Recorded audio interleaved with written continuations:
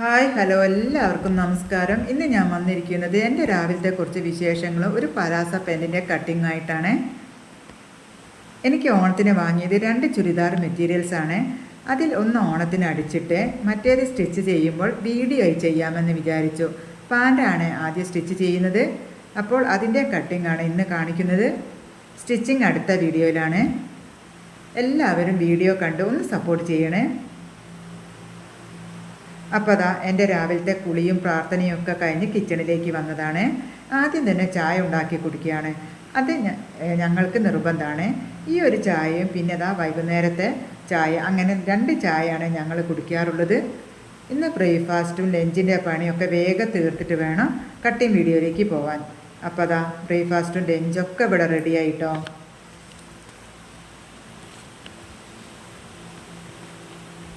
അതിൻ്റെ ഇടയ്ക്ക് ക്ലീനിങ്ങും കഴിഞ്ഞ് നമ്മുടെ കിച്ചൺ എപ്പോഴും ഇതുപോലെ നീറ്റാക്കിയിട്ടാൻ എല്ലാവരും ശ്രദ്ധിക്കണേ.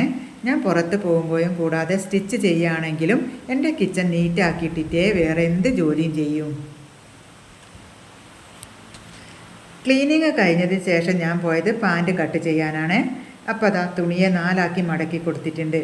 ഡിസൈൻ ഒന്നും ഇല്ലാത്തത് കൊണ്ട് നമുക്ക് ലെങ്ത്ത് കിട്ടുന്നത് പോലെ തുണി ഇട്ട് കൊടുക്കാം കേട്ടോ. ആദ്യം നമുക്ക് 2.5 ഇഞ്ച് മാർക്ക് ചെയ്ത് കൊടുക്കാം. അതെന്തിനാണെന്ന് വെച്ചാൽ നമ്മൾ പാൻറ് ഇടുമ്പോൾ നടുഭാഗം കയറി നിൽക്കില്ലേ, അതില്ലാതാക്കാൻ വേണ്ടിയാണ്. അതെങ്ങനെയാണെന്ന് കട്ട് ചെയ്യുമ്പോഴും സ്റ്റിച്ച് ചെയ്യുമ്പോഴും പറഞ്ഞു തരാം കേട്ടോ. അതിനുശേഷം സാധാരണ ചെയ്യും പോലെ ഇലാസ്റ്റിക്കിന് വേണ്ടി ഒരു 2 ഇഞ്ചും മാർക്ക് ചെയ്ത് കൊടുക്കുന്നുണ്ട്.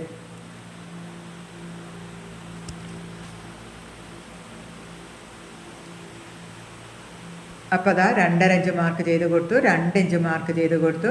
ആ 2 ഇഞ്ച് മാർക്ക് ചെയ്തതിൻ്റെ അവിടെ നിന്നാണ് നമ്മൾ ലെങ്ത്ത് എടുത്ത് കൊടുക്കേണ്ടത്. എനിക്ക് ഫുൾ ലെങ്ത്ത് വേണ്ടത് 40 ഇഞ്ചാണ്. ആകെ തുണിയുള്ളത് 40 ഇഞ്ചാണ്. അപ്പോൾ ഞാൻ താഴെ മടക്കി തയ്ക്കാൻ വേറെ ഒരു പീസ് എടുത്ത് കൊടുക്കുകയാണ് ചെയ്യുന്നത്. അപ്പോൾ ലെങ്ത്ത് മാർക്ക് ചെയ്തു. ഇനി അരവണ്ണം മാർക്ക് ചെയ്യണം. എനിക്ക് 12 ഇഞ്ചാണ് അരവണ്ണം വേണ്ടത്. അതിൻ്റെ കൂടെ 2.5 ഇഞ്ച് കൂടി കൂട്ടി ഇലാസ്റ്റിക്കിന് വേണ്ടിയാണ് 14.5 ഇഞ്ച് അരവണ്ണം മാർക്ക് ചെയ്ത് കൊടുത്തു.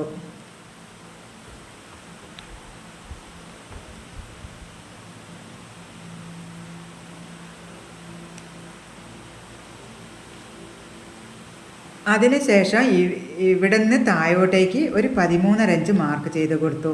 ഇവിടെ ഒരു 13, 13.5, 14. അതിൽ കൂടുതലാവാൻ പറ്റൂല കേട്ടോ. ഇവിടെ ഇങ്ങനെ തൂങ്ങിപ്പോവും.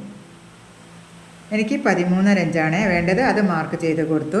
ഇനി ഇവിടുന്ന് 1.5 ഇഞ്ച് ഇങ്ങോട്ടേക്ക് മാർക്ക് ചെയ്തു. എന്നിട്ട് ഷേപ്പും വരച്ചു കൊടുത്തു.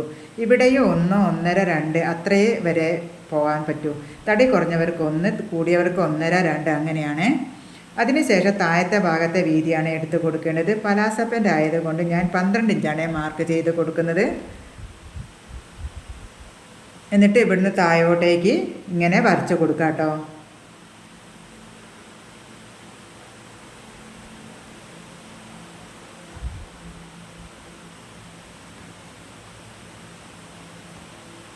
അപ്പം നമ്മുടെ മാർക്കിംഗ് ഒക്കെ കഴിഞ്ഞു കേട്ടോ. ഇനി നമുക്കിത് കട്ട് ചെയ്തെടുക്കാം.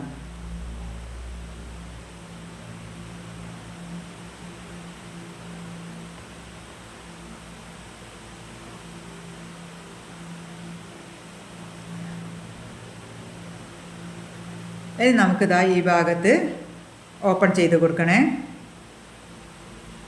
അതെന്തിനാണെന്ന് വെച്ചാൽ 2.5 ഇഞ്ച് നമ്മൾ എടുത്തില്ലേ, 2 ഭാഗത്തേക്കും സ്റ്റിച്ച് ചെയ്ത് കൊടുക്കാൻ വേണ്ടിയിട്ടാണ് നമ്മളിവിടെ ഓപ്പൺ ചെയ്ത് കൊടുക്കുന്നത്.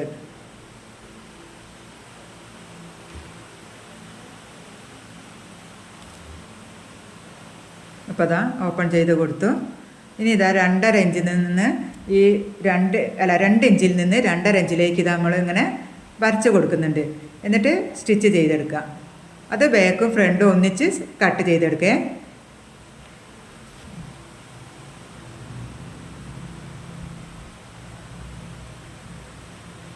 ഇനി ബാക്ക് ഭാഗം മാറ്റിയിട്ട് ഫ്രണ്ട് ഭാഗം മാത്രം എടുത്തിട്ട് ആ 2 ഇഞ്ചിൻ്റെ കൂടി നേരെ കട്ട് ചെയ്ത് കൊടുക്കേ. ഇതുപോലെ കട്ട് ചെയ്ത് കൊടുക്കാം. ഫ്രണ്ടിന് നമുക്ക് 2.5 ഇഞ്ചിൻ്റെ ആവശ്യമില്ല.